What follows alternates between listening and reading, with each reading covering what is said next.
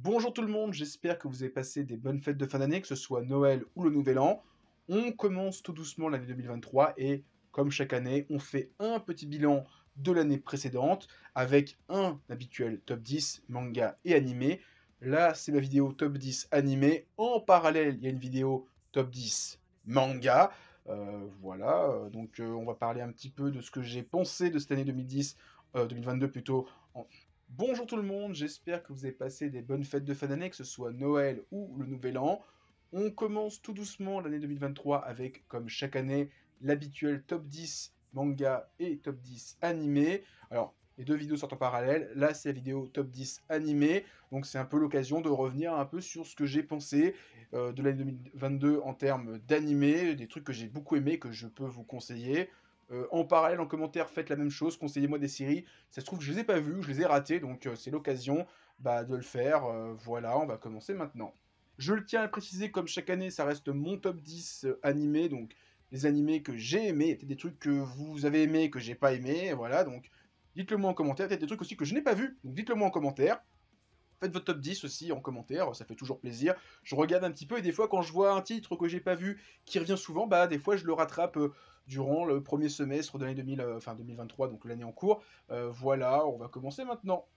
En 10e position, j'ai choisi de mettre Bastard. Alors, c'est pas le titre qui brille le plus par les effets pyrotechniques. Alors, c'est vrai qu'il y a des censures, mais c'est vrai que de redécouvrir Bastard, que j'ai vu, il y a le manga il y a très très très très longtemps, j'ai pas tout lu, de redécouvrir la série avec cette adaptation animée qui a peut-être donné un engouement aux éditeurs français pour peut-être ressortir le manga et peut-être qu'on aura un jour la fin au Japon parce que le manga est en pause depuis plus longtemps que le début de Hunter x Hunter, donc vraiment c'est dire. Mais en tout cas, c'était vraiment plaisant de redécouvrir ce titre qui, en plus, Bastard, c'est quand même une œuvre assez irrévérencieuse avec un héros qui plotte des meufs, qui galoche tout le monde, qui fout des mains au cul, avec des personnages qui sont tout le temps, des personnages féminins qui sont tout le temps en string. Et donc, revoir un peu cette ambiance-là en 2022, ça faisait un peu plaisir de voir un petit peu cette ambiance vraiment très début 90, très pulp. Ça m'a fait plaisir, même si des fois un peu censuré, des fois un petit peu modernisé. Mais dans l'ensemble, ça faisait plaisir d'avoir un petit truc qui sent un peu bon les années 90. En 9e position, Call of the Night. Alors, c'est pas pareil, le meilleur animé, mais je suis rentré dedans. Je trouve que visuellement, la colorimétrie, enfin tous les ciels nocturnes de Call of the Night sont vraiment super beaux. Vraiment, j'ai adoré. C'est vrai qu'au début, ça paye pas le mine. C'est l'histoire d'un gamin collégien qui veut pas aller à l'école. Il tombe sur une vampire, elle veut le transformer en vampire, mais il doit être amoureux. Mais il sait pas c'est quoi être amoureux, elle sait pas c'est quoi être amoureux. Donc tu sais pas trop où ça va. Et plus la série avance, et plus les deux personnages se cherchent, et qu'il y a d'autres personnages qui arrivent et qui créent des enjeux, typique 3 qui est sorti chez Kurokawa il y a pas très longtemps, j'ai trouvé que la série prenait du corps, devenait de plus en plus intéressante, et il y a des sujets qui sont hyper intéressants au niveau des relations amoureuses, au niveau de la sexualité, qui au fur et à mesure des tomes, vous allez voir, vous regardez les 12 premiers épisodes, enfin le 12e épisode, je trouve que c'est vraiment un des épisodes qui m'a dit, ok, je vais lire le manga, je vais aller jusqu'au bout, je vais voir la suite. Donc vraiment, Call of the Night, c'est à voir. En 8e position, Aohashi. Alors, je connaissais déjà le manga grâce aux éditions Mangetsu, qui en plus animé, c'est quasiment terminé là où le manga était actuellement, donc ce qui fait qu'on a eu juste à attendre un tome pour voir la suite, et ça c'était vraiment ultra plaisant, vraiment le parallèle sans être vraiment prévu par l'éditeur, vraiment un super bon point. Aohashi, manga de foot sur le jeune Ashito qui a un talent, qui se fait repérer par un entraîneur d'une équipe Tokyo Heat qui va en faire un joueur d'élite. Mais bon, pour l'instant, il est juste dans l'équipe moins de 18 ans et même pas dans l'équipe A, l'équipe B. On va le voir progresser, évoluer. C'est génial. J'ai vraiment beaucoup aimé. On est loin des délires de super pouvoirs, des mecs qui font des tirs de leg, des tirs du tigre, qui utilisent leur ambition, leur ego pour faire des tirs de fou furieux. Donc là, on est vraiment sur un truc où il n'y a vraiment pas de super pouvoir. Il y a un peu la vision d'Ashito qui est montrée un peu comme une sorte de super pouvoir, mais c'est juste, il a une vision d'ensemble du terrain. C'est tout. Donc vraiment, il y a juste l'effet visuel pour montrer ça qui fait un peu super pouvoir, mais à côté de ça, c'est vraiment très réaliste. Beaucoup de gens adorent le titre. Moi, j'adore vraiment Aohashi, et ça supplante complètement Blue Lock. Voilà, on va le dire tout de suite. Je dis les termes. Blue Lock n'est pas dans mon top 10. Voilà, ne le cherchez pas. C'est fini. Donc voilà, Aohashi, vraiment un super titre. En 7e position, Spy Family. Alors, encore une fois, comme Awashi, je connaissais le manga avant de voir l'anime, donc c'était pas vraiment une découverte, mais une redécouverte du titre. Ça m'a mis un peu les idées claires sur certains passages du début du manga que j'avais un petit peu oublié. Les openings et les endings sont fabuleux, c'est vraiment, j'adore les deux openings, ils sont vraiment super bien, les endings sont pareils. J'ai juste un souci avec Spy Family, c'est que le rythme. J'ai un peu de mal avec le rythme des épisodes. On s'ennuie pas, mais le problème c'est que il y a des blagues dans le manga par rapport au rythme de ta lecture qui ne fonctionnent pas avec l'animé parce que l'animé t'impose un rythme. Et il y a des blagues qui ont besoin d'être soit de prendre plus de temps, soit d'aller beaucoup plus vite. Et des fois l'animé fait l'inverse. Genre typiquement le passage où il y a l'assistante de Lloyd qui apparaît et qui a dit je t'aime, bah je trouve que ça marche beaucoup mieux en manga qu'en animé. Et il y a plein de passages comme ça où je me suis dit ah c'est drôle mais ça moins bien. Alors il y a d'autres passages qui marchent beaucoup mieux, genre toutes les petites mimiques de Anya, je trouve qu'elles marchent beaucoup mieux en animé parce que bah forcément on l'entend dire Anya, Anya, Anya. Au bout d'un moment elle gêne un petit peu et elle est un peu devenir un petit peu insupportable, surtout avec les gens qui la réutilisent 15 000 fois, ça devient un peu insupportable. Mais dans l'ensemble, elle est mignonne. Yol, pareil, vraiment c'est une très bonne série, vraiment j'ai adoré et j'ai hâte de découvrir la suite en manga. On est au tome 10 maintenant, on va voir la suite. Donc j'aime beaucoup Spy Family. À la sixième position, Urusei Yatsura. Alors, il s'agit d'un remake de la série Urusei Yatsura, qui est à la base un manga de Rumiko Takahashi. On va suivre Lamu, qui est une jeune princesse alien d'une planète de Oni, tonnerre, etc., qui vient sur planète Terre en disant on va vous massacrer, mais on vous laisse une chance, vous faites un concours, vous prenez un humain de chez vous, donc ils prennent un petit garçon, enfin un lycéen un peu pervers, et elle doit capturer Lamu, t'as genre une semaine. Et bon gré mal gré, il se retrouve sur un quiproquo où ben les deux sont fiancés. Sauf que lui, il a déjà une copine, et que c'est un putain de coureur de jupons, et l'amour, elle est jalouse. Et je trouve ça génial. Alors, j'aime beaucoup ce que fait Rumiko Takahashi, j'aime beaucoup la plupart des œuvres que j'ai lues d'elle, j'ai beaucoup aimé Maison Ikoku, Ranma 1,5, Inuyasha. J'aime un peu moins ce qu'elle a fait plus récemment. Genre, typiquement Mao, j'aime un peu moins. Et je n'ai jamais vu Urusei Yatsura, ou Lamu. Et j'ai vraiment aimé. Je retrouve vraiment tout ce qui charme de Ranma 1,5 et surtout, enfin, plus Ranma 1,5 que Inuyasha, à savoir, on a un plot de personnages de base, et au fur et à mesure du temps, il va y avoir d'autres personnages qui vont apparaître, qui vont interagir les uns avec les autres, il va y avoir tout un gloubi-boulga de relations, il va falloir commencer à les décortiquer. Genre, on a Lamu, on a le héros, on a sa copine qu'il a un peu quitté. Il y a un gosse de riche qui veut se taper Lamu, mais tout le monde est amoureux de lui. Il y a une meuf Tengu, il y a une meuf, il y a une autre copine, il y a une voisine de la planète de Lamu. Il y a un mec de la planète de Lamu, il y a une meuf des glaces. Il y a trop de personnages et c'est génial, j'adore ça. Il y a plein de personnages qui gravitent autour d'eux où ils font que des conneries. L'épisode où Lamu doit changer son passeport, je l'ai trouvé génial, vraiment, il y a plein d'émotions et ça me rappelle encore une fois la relation entre Ranma et je n'ai plus le nom de sa copine, Adeline Galland, où je t'aime, toi non plus, et ils se chamaillent, mais en fait, au fond, ils s'adorent, mais ils n'arrivent pas à se le dire parce qu'ils sont un petit peu trop orgueilleux. J'adore. Donc j'ai hâte déjà de me lire le manga, je vais me les commander prochainement en Kindle, parce que vraiment, les Bunko de chez Glénat, hors de question, je les veux en édition un peu plus grande, donc en tablette, en achetant les versions numériques. J'ai pas le choix, mais en tout cas, Lamu, j'aime beaucoup. Et l'opening, il est vraiment trop cool. En cinquième position, Licorice Recoil. Alors, c'est un animé que j'ai découvert sur le tard. On était déjà quasiment à la deuxième moitié de l'animé quand j'ai commencé à m'y mettre. C'était juste parce que j'ai vu une scène qui m'a fait un peu rigoler. Je me suis dit, c'est quand même bien animé, j'ai un petit peu de voir de quoi ça parle. Et tout le plot de départ, quand tu vois vraiment l'opening, tout ça, tu te dis, waouh, ça a l'air d'être un truc juste pour les gros dégueulasses qui veulent juste voir deux gamines dans le mini-jupe qui tirent sur des gens. Et en fait, tu vois ça que dans l'opening, parce que après, t'as vraiment une relation entre deux. Alors, c'est un univers où, pour maintenir la paix, il y a des lycéennes, des jeunes écolières qui ont le droit de tuer des gens, mais c'est un peu un truc secret. Et on va suivre deux filles qui deviennent coéquipières, qui travaillent dans un restaurant, bar à chat, qui servent des pancakes en forme de caca. J'en dis pas plus. Et tout ce que pourrait être la série n'est pas la série. Genre, on te vend des scènes d'action, il doit peut-être y en avoir 3 dans la série. Tu vois des filles en mini-jupe, tu te dis, ah, on va avoir des culottes tout le temps. Tu ne les vois jamais. Il y a un épisode entier où ils vont s'acheter des culottes. Tu ne vois jamais les culottes. Alors, tu vois une culotte en termes de la tenue, la tenue de la culotte, mais tu ne vois jamais les personnages en petite culotte. Tu les vois jamais la jupe en l'air. Il y a un passage où elles doivent faire du poirier. Ils se décarcassent pour faire en sorte qu'on ne voit jamais la culotte. Je trouve ça génial. Genre, l'héroïne tient sa jupe pour pas qu'on voit sa culotte. Je trouve ça trop bien. Ils auraient pu le faire. Ils l'ont pas fait, donc ils ont joué un petit peu avec les attentes des spectateurs, et ça j'ai beaucoup aimé, et ça reste vraiment bien. Il y a 12 épisodes, c'est une histoire complète en 12 épisodes. Peut-être qu'on aurait une saison 2, mais vraiment, l'animé s'auto-suffit en 12 épisodes, ou peut-être 13. En tout cas, allez voir Licorice Recoil. En quatrième position, Chainsaw Man. Alors, je sais que des gens vont dire quoi? Seulement quatrième? T'es fou! Chainsaw Man, c'est très bien. Vraiment, l'animé est topissime. Mais j'ai un problème, c'est que la vision de l'animé n'est pas la vision que j'avais du manga. C'est en fait l'animé est un peu trop terne, un peu trop sérieux, un peu trop voilà, on dirait du Nolan en fait. Clairement, on dirait Batman, le Batman de Nolan où c'est vraiment très sérieux, très froid, très bétonné, etc. Là où pour moi, Chainsaw Man, c'est des explosions de couleurs.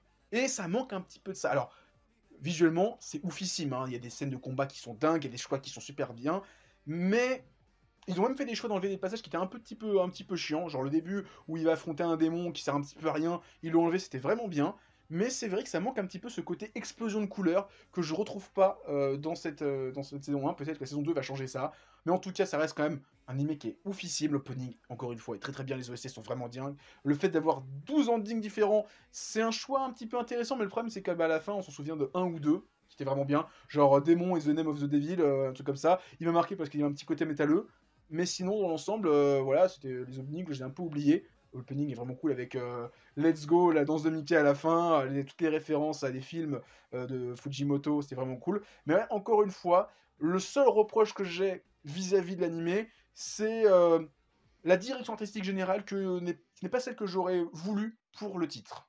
Mais sinon, à côté de ça, l'animé est vraiment super bien. En troisième position, Mobile Suit Gundam Witch from the Mercury. Donc c'est une nouvelle série dans l'univers Gundam. Alors l'univers, c'est un bien grand mot. C'est une série qui se base sur les idées de Gundam. Parce qu'en fait, Gundam, il y a un univers complet qui s'appelle l'univers Century. Et il y a plein de séries qui, je vais pas dire gravitent autour, mais qui utilisent juste le principe des robots, des Gundam, et jouent avec. Et typiquement, cette série n'est pas dans la continuité de Gundam, donc c'est une série qui s'auto-suffit. Il n'y a pas besoin d'avoir vu 50 séries avant pour la comprendre. Et pour l'instant, j'adore. Vraiment. Alors, au début, tu as un délire où tu dis juste ah, c'est machin truc Mercury qui vient de la planète Mercure, qui arrive dans une école de bobos, elle va jouer à Yu-Gi-Oh! GX, elle va affronter des gens dans des robots, face à des mecs qui sont super riches, qui viennent de parents qui sont des PDG du CAC 40 de cet univers-là. Donc je me dis, ok, on va être dans un délire un petit peu scolaire.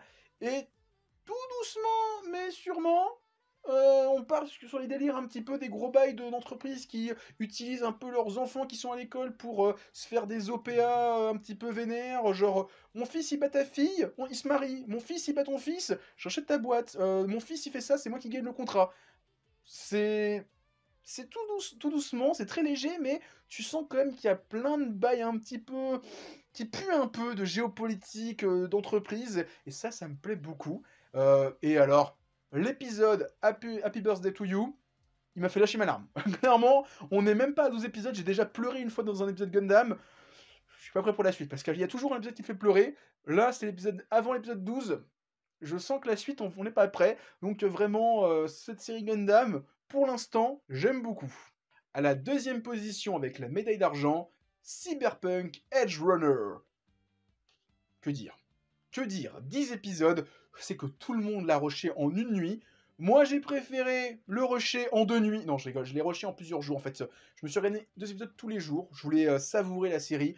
Et limite, après ça, j'avais envie de me revoir la série d'une traite parce que vraiment super bien. Je vous dis à tel point que la série est bien. J'ai plein de potes de mon entourage qui ont jamais joué à Cyberpunk qui s'y sont mis. J'ai plein de potes qui avaient terminé Cyberpunk qui s'y sont remis. Donc vraiment, l'animé a eu une petite hype. Alors en même temps, ça s'est un peu calmé. J'ai vu plein de cosplays de l'héroïne, j'ai vu plein de cosplays du héros, vraiment sur les réseaux. Vraiment une série qui a eu un raz-de-marée. Après, le problème, c'est que, bah, avec la fanfic, c'est que ça fait un raz-de-marée et après, tout le monde oublie. Alors que vraiment, Cyberpunk, c'est vraiment super bien. Ça aurait peut-être mérité une sortie hebdomadaire pour qu'on savoure le truc au fur et à mesure. L'histoire de ce jeune garçon dont la mère est tuée, il se retrouve dans un groupe de edge runners qui sont un petit peu des criminels du monde de Cyberpunk et qui va devenir, bah, qui va se robotiser et bah, perdre un peu son humanité. Il y a des propos qui me font penser à Ghost in the Shell que j'aime beaucoup. Donc vraiment, Cyberpunk, très très bon. Et enfin, à la première position avec la médaille d'or, My Dress Up Darling, ou en manga français, Sexy Cosplay Doll. Je vous vois. Clairement, je vous vois, là, vous êtes en train de vous dire, mais t'es un gros dégueulasse. Oui, mais non. Non, parce que vraiment, ok, Sexy Cosplay Doll ou My Dress So Darling, aux premiers abords, quand tu vois les 2, 3 premiers épisodes, tu vois une meuf blonde avec des bijoux partout sur, enfin des faux ongles décolorés, les yeux bleus, qui va chez un garçon qui se fout en maillot de bain pour faire ses mensurations. Tu te dis que c'est une série qui va transpirer, qui va sentir fort. Je peux le reconnaître sur les premiers épisodes, c'est comme particulier. En termes d'animation, c'est oufissime. Notamment les nichons qui bougent bien. Faut le dire, voilà. Gros dégueulasse, excusez-moi. Mais l'animation déjà de Sexy Cosplay Doll est vraiment cool. J'ai adoré cette passion mutuelle qu'il y a entre Marine et Gojo. J'ai acheté les tomes, j'ai découvert ce qu'il y a après l'animé. On n'est pas prêt. Et tout ce que je pensais en termes de qualité pour la série, la suite du manga le confirme, c'est qu'il y a vraiment tout un délire, un propos autour du cosplay, au niveau des passions des gens. Ne serait-ce que, pour moi, l'arc du deuxième cosplay de Marine, donc à savoir le cosplay en rapport avec les Magical Girls, où elle a fait la méchante, il y a une fille qui fait l'héroïne, et il y a une autre fille qui fait le grand frère, où ben la petite sœur, enfin la grande sœur qui est petite dit j'aimerais tellement faire ce genre de cosplay, mais le problème c'est que j'ai un corps de gamine de 8 ans, donc je peux pas faire des cosplays de grande fille élancée, et sa petite sœur qui elle est une grande perche à gros seins, bah, qui a l'effet inverse, elle aimerait faire elle est un peu jalouse du corps de sa fille, de sa sœur. Il y a tout un délire sur voilà, un peu les complexes des gens, et vous allez voir les histoires qu'il y a dans la suite du manga qui sont après l'animé sont vraiment super bien. Il y a des délires de fin. Je ne vais pas en dire plus, mais si vous n'avez pas lu la suite du manga, vous voyez que c'est juste un truc avec des gros seins, une meuf voilà, qui veut montrer son cul. Vous n'avez rien compris à la série, vous avez juste vu 2 scènes sur YouTube ou sur TikTok, vous avez jamais vu la série, et ça c'est vraiment très dommage de juger pour ça. Après, je reconnais qu'il y a quand même des scènes, il y a beaucoup de ecchi, même si on peut dire qu'ils sont plus ou moins justifiés et que ça sert un peu le propos, même si bon, des fois, c'est juste pour attirer le chaland, hein, je vais aussi le reconnaître. Mais il y a vraiment des super thématiques au gré des cosplays de Marine, qui en plus, mais des fois, jouent un petit peu de ça, et des fois, même le héros dit calme, là, c'est un petit peu trop hot pour moi. Donc, j'aime vraiment beaucoup ça. La relation entre Gojo et Marine, vraiment, j'aime beaucoup. À tel point qu'au bout de 3 épisodes, j'ai acheté tous les tomes. C'est pour vous dire, j'ai vraiment adoré l'animé, et vraiment, encore là, à la fin de l'année, c'est vraiment un des trucs qui m'a... je l'ai en mémoire, c'est vraiment une super série. Et vraiment, le manga est super bien. Maintenant, pour l'année 2023, avec un petit peu les animés que j'attends, je sors mon téléphone et je vous dis un petit peu ce que j'attends. Alors, je suis un peu mitigé pour le moment parce que il y a certes beaucoup de séries qui arrivent, mais la plupart des séries qui arrivent, ce sont des saisons 2. Et beaucoup, c'est des séries que j'ai déjà lues. Donc en fait, j'ai pas vraiment de surprise ni d'attente, mis à part la mise en scène, certains passages clés, je vais pas avoir de surprise. Je sais ce qui se passe, donc je vais le regarder, je vais savourer, mais je vais pas être en mode vivement la semaine prochaine parce que je sais ce qui se passe. Typiquement, saison 2 Vinland Saga, l'arc de la ferme, j'ai hâte de le voir. Tokyo Revengers, on va voir l'arc des Black Dragon, ça va être cool, j'ai hâte de voir ça. On va voir la saison 2 de Nagatoro, la saison 3 ou 4 de Doctor Stone. Je sais même pas où on est, je crois que j'ai un peu une saison de retard sur Doctor Stone. Demon Slayer, l'arc du village des samouraïs, des forgerons, j'ai hâte de voir ça. Si c'est aussi bien que la saison 2, ça va être une claque. Eden Zero, la deuxième saison, je sais où est-ce on va s'arrêter, avec qui ils vont affronter, avec ces Drakenjo, ça va être oufissime. On va voir la suite de Gundam, je sais pas pourquoi, je crois que la série s'arrête au milieu. On va voir la saison 2 de Mix, qui est sortie il y a très très longtemps, la saison 1, donc ça par contre je suis très curieux parce que je n'ai pas lu le manga, donc j'ai hâte de découvrir ça. Jujutsu Kaisen, la saison 2, donc ça va être l'arc de... je ne sais plus c'est quoi le nom de la ville, du quartier, c'est un quartier de Tokyo, oufissime. On va voir la suite de Bleach, parce que au mois de juillet, on aura la deuxième partie de l'animé, qui sera en 4 parties. Ça va être oufissime aussi, même si j'ai déjà lu le manga. Et en réelle nouveauté, même si bon, la plupart c'est des mangas que j'ai déjà lu aussi, on a Trigun, donc une version 3D, peu mitigée. Hell Paradise, j'ai beaucoup aimé le manga, j'ai hâte de redécouvrir en animé. Et Machel, j'ai lu 2 tomes, et je vais redécouvrir le début et découvrir la suite en animé. Et peut-être que je redonnerai une chance au manga à travers l'animé.